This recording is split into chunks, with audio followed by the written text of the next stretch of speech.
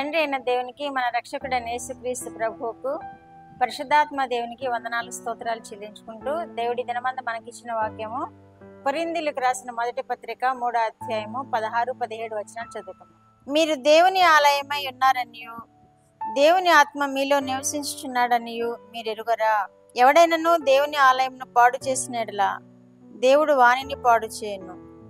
దేవుని ఆలయము పరిశుద్ధమై ఉన్నది, మీరు ఆ ఆలయమై ఉన్నారు. దేవుడి వాక్యం ద్వారా మనం దీవించుకున్నారు.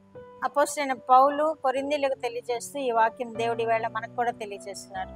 మీరు దేవుని ఆలయమై ఉన్నారని మీరు ఎరుగరా అని అడుగుతున్నారు దేవుడు. అవును, మనం దేవుని ఆలయమై ఉన్నామని మనం మరి ఒకసారి జ్ఞాపకం చేసుకోవాలి. ఎందుకంటే మనం మర్చిపోతూ ఉంటాం. మనము దేవుని ఆలయమై ఉన్నామని మనం మర్చిపోతూ మనం ఈ లోక సంబంధమైన జీవిత విధానంలో అప్పుడప్పుడు దేవునికి ఆయాస్కరంగా జీవిస్తూ ఉంటాము, ఆయాస్కరంగా మాట్లాడుతూ ఉంటాము, ఆయాస్కరంగా ప్రవర్తిస్తూ ఉంటాము. కానీ మనము మన దేవుని ఆలయమై ఉన్నామని మనం గ్రహింపు కలిగి ఉంటే మనము ఎప్పుడు కూడా ఈ లోకానుసారమైనటువంటి జీవితానికి మనం లోపడం, లోకానికి ఎదురై జీవిస్తాము, లోకానికి వ్యతిరేకమై జీవిస్తాము. ఎందుకంటే దేవుని ఆలయముగా మనం ఉన్నామని మనము గ్రహింపు కలిగి ఉన్నప్పుడు మనం దేవునికి ఇష్టమైన బిడ్డలముగా జీవిస్తాము, దేవునికి మహిమకరముగా జీవిస్తాము. లేకపోతే మనము దేవుని ఆలయమై ఉన్నామని మన మనసులో జ్ఞాపకం చేసుకోనకపోతే లోకంలో ఎలా జీవిస్తున్నారో మిగిలిన వారు, దేవుని ఎరుగని వారు ఎలా జీవిస్తున్నారో మనము కూడా అలా జీవించే అవకాశం ఉంటుంది. కాబట్టి మనం నిరంతరము దేవుని ఆలయమై ఉన్నామని మనం గ్రహింపు కలగాలంటే దేవుని వాక్యం మనం ధ్యానం చేస్తూ ఉండాలి, దేవుని ప్రార్థిస్తూ ఉండాలి, దేవుని ఎడల మనము మెళకువ కలిగి జీవించాలి. అప్పుడు దేవుడు మన ఎడల ఆయన కృప చూపి మన హృదయంలో ఆయన నివాసం ఏర్పాటు చేసుకుంటాడు. కనుక మనము దేవుని ఆలయమై ఉన్నామని మర్చిపోకుండా జ్ఞాపకం చేసుకుంటూ ప్రార్థనలు, విజ్ఞాపనలు, యాచనల ద్వారా ఆయనను సమీపంగా జీవించినప్పుడు, ఆయనకి కృతజ్ఞతాస్తులు చెల్లిస్తూ మనం జీవించినప్పుడు నిరంతరము మనము దేవునికి ఆలయముగా ఉంటాము.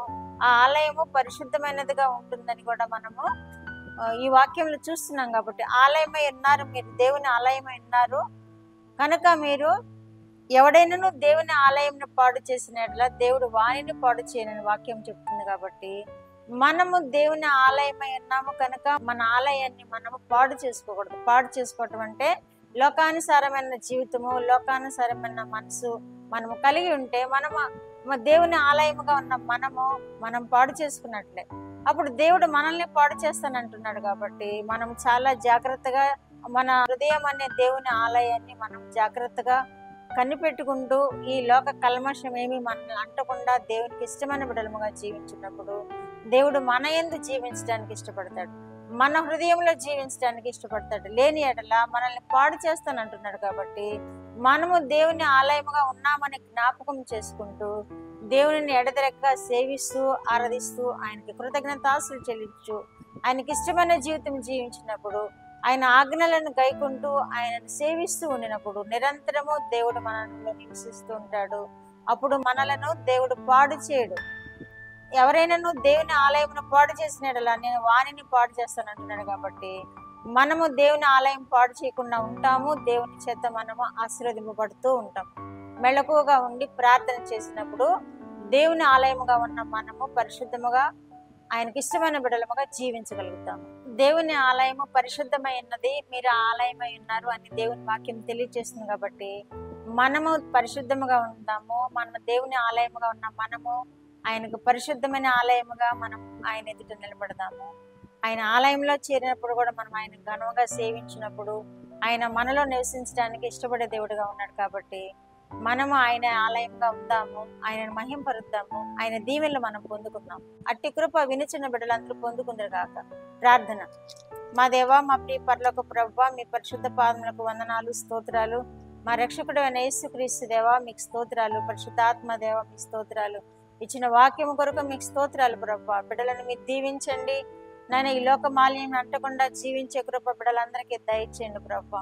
మీరే మహిమ పొందే విధముగా వారిని ఆశీర్వదించండి, వారిని కాపాడండి, వారిని సంరక్షించండి, వారి యవన బిడ్డలను సంరక్షించండి. ఉద్యోగముల కోసం ఎదురు చూస్తున్న బిడ్డలను మీరు దీవించండి, ఉద్యోగములతో ఆశీర్వదించండి. కుటుంబాల్లో మీ కృపను అనుగ్రహించి నేను మీ ఆలయముగా ఉన్న బిడ్డలను మా ప్రభు మీరు సంరక్షించుకొని మీరు మహిమ పొందమని యేసుక్రీస్తు వారి పేరిట మనల్ని మీ పాదములెత్తి వేడుకుంటున్నాను పరమ తండ్రి. ఆమేన్.